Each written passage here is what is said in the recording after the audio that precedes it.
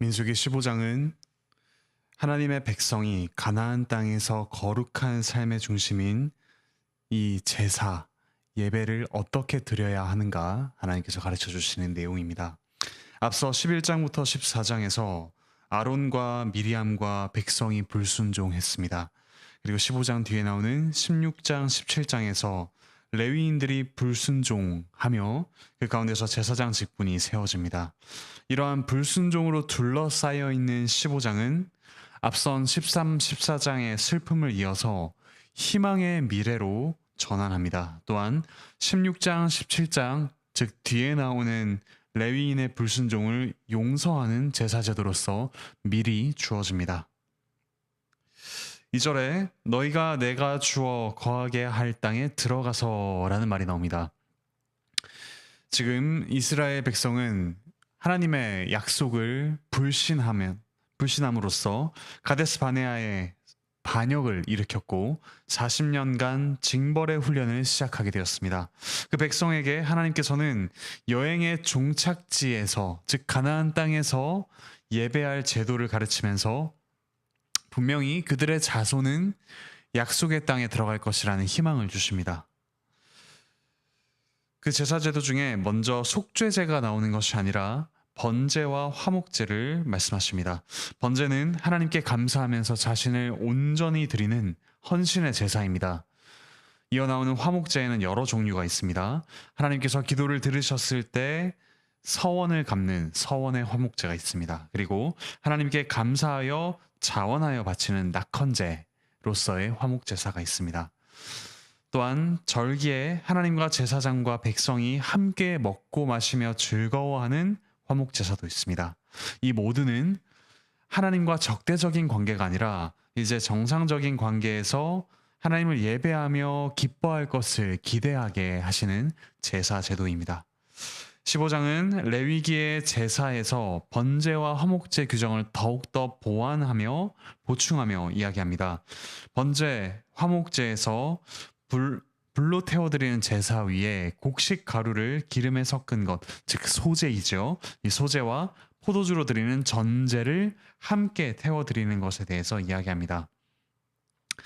이 소제와 전제를 드리는 짐승의 제물이 귀할수록 함께 드리는 소제와 전제의 양 역시 많아집니다. 하나님께서 질서 있게 제사를 드리도록 규정해 주셨습니다. 이처럼 백성들은 앞으로 그 약속의 땅에서 그들이 불로 태워드릴 제사를 하나님께서 기쁘시게 받을 것이다 라는 약속의 말씀을 듣습니다. 제사를 기쁘시게 받으신다는 것은 곧 그 제사를 드리는 백성 역시 기쁘게 받으신다는 뜻입니다. 그들은 하나님께서 그들을 기쁘게 받으실 그 기쁨의 날을 사모하며 살 수 있었습니다. 비록 그들이 불순종으로 인하여 40년간 광야에서 헤맸지만 하나님께서는 결국 그들의 자손들에게 하나님의 약속을 주시고 약속한 것을 이루시며 또한 그들과의 교제를 온전하게 회복하실 것이다 라는 약속을 주십니다. 11절부터 16절을 보시면 특히 이 제사에 대한 율법에 타국인이라는 말이 나오는 것을 볼 수 있습니다. 그리고 온 회중이라는 말도 나옵니다. 앞서 만나에 대한 불평이 그들 중에 거하는 외국인이 온 회중에게 불평을 일으켜서 하나님을 향하도록 했던 그런 죄인 것을 기억할 수 있습니다. 하지만 하나님께서는 반역하는 타국인과 또한 그들에게 휘둘리는 갈대와 같은 온 회중을 그분의 자녀로 삼아주시고 또 주님께 그 자신을 드리면서 나아올 수 있는 새로운 길을 열어주셨습니다. 하나님의 백성은 이제 가나안 땅에 들어간 후에는 그 땅의 이방인, 타국인으로서 그 땅을 정복하여 기업으로 차지할 것입니다. 이스라엘은 그냥 하나의 민족으로서 그들만이 잘 사는 민족으로서 끝나지 않습니다. 하나님의 백성의 예배에 이방인들이 함께 참여하게 될 것입니다. 그리고 그리스도께서 오신 이후에는 우리와 같은 이방인, 온 세계가 유대인과 이방인이 다 한 복음을 받고 그리스도를 예배할 것입니다. 이와 같은 소망을 주시면서 하나님께서는 제사에 대한 규례를 주셨습니다. 이어서 17절부터 21절을 보십시오. 그 땅에서 예배할 뿐만 아니라 이제 추수하여 하나님께 감사할 것을 미리 말씀하십니다. 이 역시 희망의 말씀입니다. 타작마당에 곡식을 하나님께 드릴 뿐만 아니라 곡식 가루로 떡을 만들어서 하나님께 거제로 드리라고 합니다. 거제라는 말은 들거자이죠. 위로 들어 올리는 제사를 말합니다. 하나님께 바친다, 봉헌한다 라는 뜻입니다. 이 역시 감사로 드리는 화목제의 소제를 가리킵니다. 그런데 이처럼 제사를 지내는 백성 역시 그 땅에 들어가서도 죄를 지을 수 있습니다. 그때 하나님께서는 알지 못하고 지은 죄에 대해서 속죄제를 드리게 하시면서 용서의 길을 내어주셨습니다. 먼저 모든 백성이 잘못된 그 죄를 저질렀을 경우 수송아지를 번제로 드리고 수염소 하나로 속죄제를 드리도록 하셨습니다. 두 번째로 개인이 모르고 말씀을 어긴 경우에 암염소를 잡아서 속죄제를 드리라고 하십니다. 본국인뿐만 아니라 타국인, 외국인 역시 동일하게 이 법을 지키라고 하시면서 이스라엘이 범죄할 뿐만 아니라 타국인이 그들 속에서 범죄할 때도 그들이 용서받을 길을 내어주십니다. 하지만 30절부터 31절에 나오듯이 고의로 알고 지은 죄는 속죄제를 드릴 수 없게 됩니다. 하나님을 비방한 것이기 때문입니다. 속죄제로 용서받지 못하고 백성 중에서 끊어진다 라고 하나님께서 규정하십니다.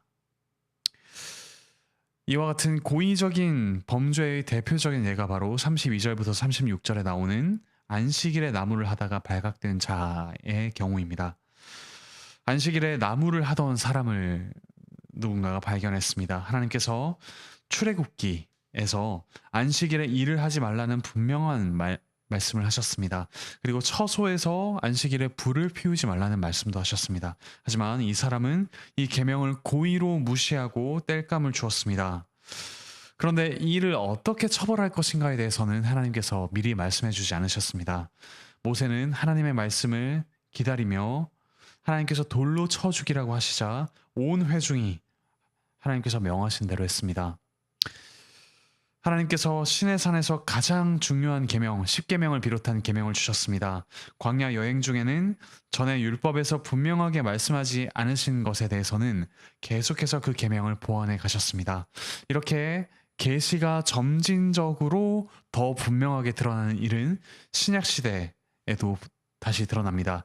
그리스도께서 하나님 나라의 일을 가르치시면서 이 구약에 있던 그 말씀을 풀어서 알려주셨습니다. 이후에도 교회가 새로운 문제들에 부딪힐 때 성령님께서 사도들을 통해 예수님께서 하신 명령에 기초하여 그것을 보완하는 계시를 주셨습니다. 독신의 문제 또는 원래 불신자였던 부부 중 한 편이 그리스도인이 된 경우 이혼의 문제 등 새로운 상황이 나올 때마다 성령님께서 계시를 점점점 확장해 주셨습니다. 이처럼 안식일 제도도 마찬가지였습니다.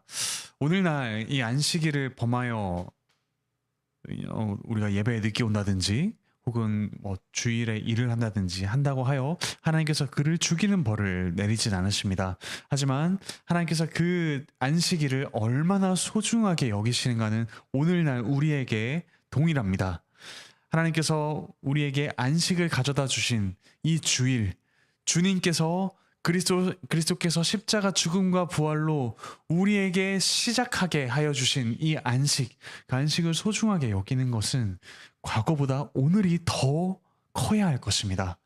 우리가 비록 그를 범한다고 해서 죽지는 않지만 하나님께서 우리에게 얼마나 큰 은혜를 베푸시고 이 안식의 의미가 얼마나 큰 것인지 오늘날 우리가 안다면 우리는 더욱더 감사함으로 또 하나님을 경외함으로 이 주일의 안식을 누리며 또한 힘써 안식해야 할 것입니다. 이어서 하나님께서는 이처럼 범죄하기 쉬운 이스라엘을 위해서 복장 규정을 제정해 주셨습니다. 옷 소매에 실을 길게 늘러뜨려서 머리털 모양, 술이라는 표현되어 있죠. 머리털 모양으로 붙입니다. 그리고 그 끝에 파란색 끈으로 서로 연결하도록 했습니다. 백성들이 이렇게 생활하다 보면 이것이 보이겠죠. 남의 것도 보일 것입니다. 이것을 보고 하나님의 모든 명령을 기억하고 준행하도록 돕기 위해서입니다. 오늘날에도 하나님께서 우리에게는 보이는 말씀을 주셨습니다. 성례, 세례와 성찬을 주셨지요. 매달 집례하는 이 성찬이 그저 우리의 죄만을 기억하는 그런 예식은 아닙니다. 하나님의 거룩한 말씀, 그리고 하나님께서 우리에게 그 아들의 생명을 주셨다라는 놀라운 복음을 우리가 보고 기억하게 하도록 하나님께서 주신 선물입니다. 그러므로 이 성례에 참여할 때마다 우리가 하나님의 어떠한 은혜를 받았는지, 그리고 우리가 이제 어떠한 삶을 시작하게 되었는지 기억합시다. 그리고 우리 서로가 서로의 얼굴을 빛나게 해주는 친구가 되어서 서로를 거룩하게 살아가도록 돕는 그와 같은 하나님의 보이는 증거들이 되기를 바랍니다. 이제 15장 결론은 10계명의 서문과 같습니다. 나는 너희의 하나님이 되려 하여 너희를 애굽 땅에서 인도하여낸 여호와 너희 하나님이니라. 나는 여호와 너희 하나님이니라. 하나님께서 이스라엘을 애굽에서 구원하신 목적은 이처럼 그들의 하나님이 되게 하시며 또한 그들은 그분의 백성이 되도록 하기 위해서입니다. 즉 하나님의 백성이 하나님의 성품을 가지고 그 성품을 열방에 나타내도록 하는 것이 하나님께서 그들을 부르신 목적입니다. 오늘날 우리도 마찬가지입니다. 우리만 잘 먹고 잘 사는 것, 우리만 그 복을 누리도록 하는 것이 아니라 하나님의 성품을 반영하며, 즉 우리 아버지의 성품을 반영하며 하나님의 영광을 우리 모든 곳에, 우리가 가는 모든 곳에 드러내도록 하기 위해서, 그 거룩한 백성이 되도록 하기 위해서 하나님께서 우리를 부르셨습니다. 그러므로 사랑하는 형제자매 여러분, 이 부르심에 합당하게 행합시다. 우리에게 하나님께서 그분의 영광을 나타내는 놀라운 특권과 책임을 주셨습니다. 감사히 여기며 우리 주 예수 그리스도 안에 드러난 하나님의 영광을 오늘날 우리가 반사하며 살아갑시다. 그분의 영광이 무엇이었습니까? 우리를 위해 자기 생명을 내어주신 놀라운 은혜입니다. 우리가 오늘날 우리의 생명을 아끼며 우리에게 이익이 되는 것은 무엇이든지 취합니다. 하지만 그리스도께서는 우리에게 그 생명을 주기 위해, 우리에게 그 은혜를 베풀기 위해 자기의 생명을 내어주시는 놀라운 하나님의 영광을 보이셨습니다. 이제는 우리가 그 영광을 반사합니다. 우리의 직장과 가정과 학교에서 하나님의 영광을 반사하며 기꺼이 다른 이들을 위해 우리의 것을 내어주며 그 하나님의 성품, 우리 예수 그리스도를 증거하는 우리 모든 복된 삶을 살아가시는 형제자매 되시기를 바라고 축복합니다. 기도합시다. 하늘에 계신 우리 아버지 하나님, 참으로 감사드립니다. 하나님께서 저희의 연약함과 저희의 죄악을 아시고 이 죄악이 저희를 삼키지 못하도록 놀라운 하나님을 예배하는 제도를 주시니 감사드립니다. 이제는 예수 그리스도 안에서 저희가 하나님을 예배합니다. 자기를 내어주신 참 제사장이신 예수 그리스도, 참 제물이신 예수 그리스도 안에서 이제 저희가 영원한 죄사함을 받고 하나님의 자녀로서 저희를 용서하사 거룩한 백성 삼으신 하나님을 전하며 살아갑니다. 하나님의 성품을 반사하며 살아갑니다. 이와 같은 영광스러운 직분으로 저희를 부르셨으니 가정과 직장과 학교에서 하나님께 감사하며 하나님의 은혜와 영광을 드러내는 삶을 살도록 주께서 은혜 베풀어 주시옵소서. 몸과 마음의 아픔을 겪는 이들 주께서 회복시켜 주시옵소서. 총회가 한창 진행되고 있습니다. 하나님의 뜻을 분별하며 함께 모인 교회의 총대들이 하나님을 영화롭게 하며 하나님을 기뻐하는 지혜롭고 거룩한 결정을 내릴 수 있도록 하나님께서 총대들의 마음을 주관하여 주시고, 그 가운데서 저희가 정직하게 마주해야 할 문제가 있다면 마주하고, 회개해야 할 문제가 있다면 회개하며 함께 힘을 모아